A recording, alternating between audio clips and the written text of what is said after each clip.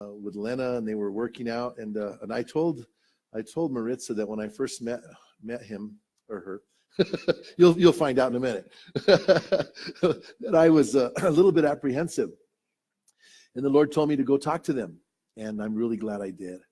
And the Lord's done a wonderful work in Maritza's life, and you're going to hear her story.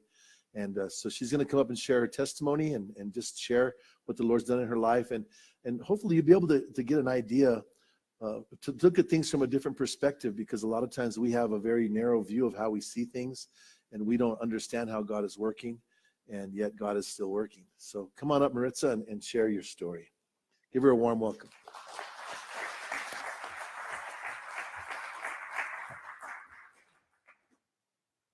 Good morning, everyone. Do you all know how wonderful our Father is? I know I do, because he has been working on me for a very long time. And although I rejected him, I pushed him away. I kept hearing his voice, but I just kept rejecting him. So I'm here to say that I am Maritza Cummings, proud daughter of the Most High. I was born in Havana, Cuba, and my mother took DES to try to prevent miscarriages. So I was born, but I was very masculine. I had a lot of androgynous nature. And the devil wanted to work with that. The devil always tries to use things in ways. I felt a lot of shame about who I was, because I was very masculine. My mother and I usually butted head a lot, because she wanted me to be a little princess, and I wanted to be a little prince. I don't know. I was just back and forth.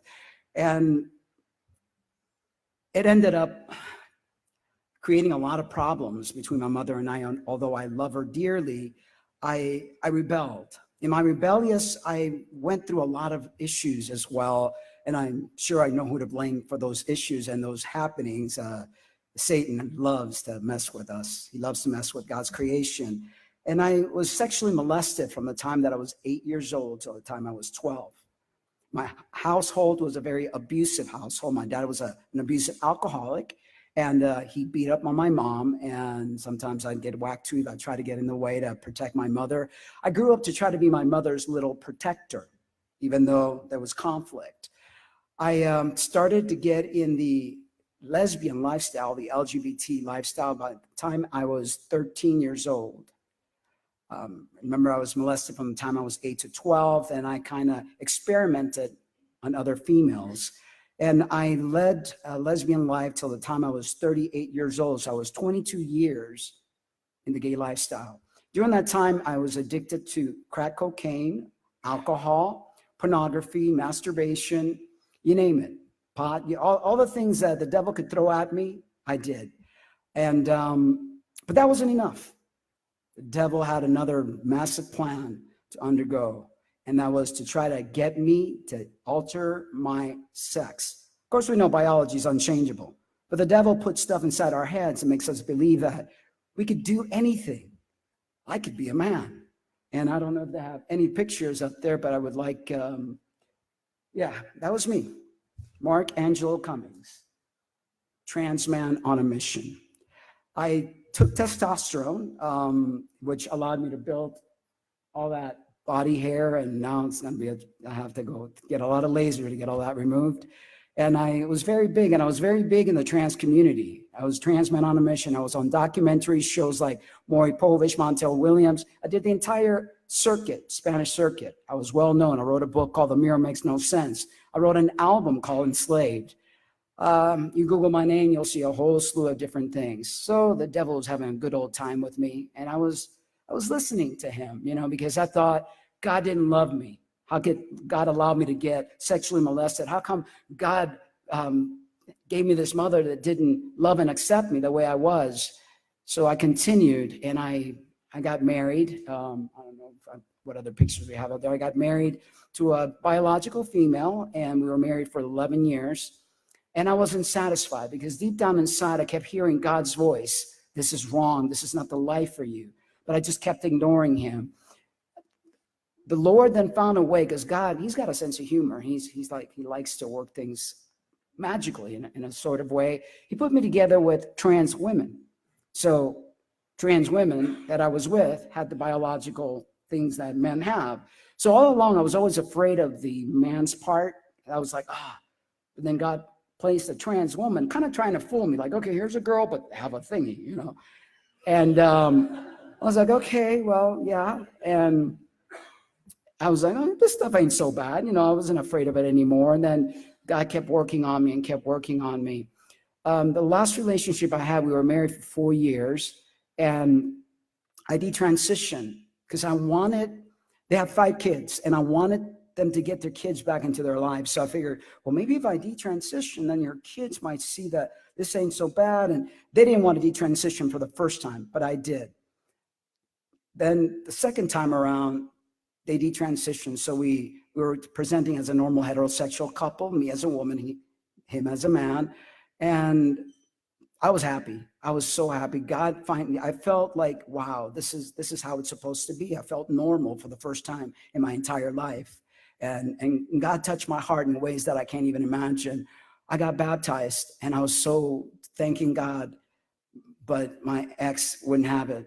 Or should I say the devil wouldn't have it. So they returned back to trying to be a female, and they wanted me to return back to being a man. And I didn't want to lose my marriage because I loved this person more than anything, because I felt like they broke away from all the fears and all the trauma that I had, were freed. I finally found someone that I loved. This time around, I mean, because there's so much stuff to say, but I'm trying to condense it all in a short amount of time. But God asked me, do you want to be saved? Do you want me, or do you want the person that you're with and continue to live your life in sin? I chose God. I chose the fact that I know that I wanted eternal life with Jesus, because I felt what it was feel like to be with God, the presence, the love that I've never felt. And at first I thought it was the love of that person, but it was actually the love of God that I was feeling. So I left, we got divorced, and God has given me a mission to help people realize that this whole LGBT situation that we're facing, it's all coming from the devil. It's all coming from Satan. And we cannot allow this to take place. Yet little children are being maimed, sterilized by blockers. They're starting hormones as young as 8 years old. There are husbands that are leaving their wives behind with children to chase this fantasy, because that's all it is a lie. A woman can never be a man, and a man can never be a woman. God created Adam and Eve for a reason. It is sin beyond sin, and this is the way the devil is using to tear up God's creation, to destroy us. My life has been destroyed, but God has saved me, and God has picked me up from the ashes. And I vow forever and ever to speak his name and glorify him, because he is my Father. He is my Redeemer. He broke all my chains, and I am forever grateful. And I vow to help touch the hearts of anyone, and all those that are lost and confused. You need to return back to Father. He loves you, and there is no better love than that love. No better love than that. So I pray that all of you who come across anyone that claims to be part of the LGBT, to try to steer them away. Don't encourage it. Don't go with this new love doctrine that we see nowadays, that telling you have to love everyone. Yes, you've got to love them, but you can't love their sin. And Jesus died on that cross to allow us to bridge that gap back to Father.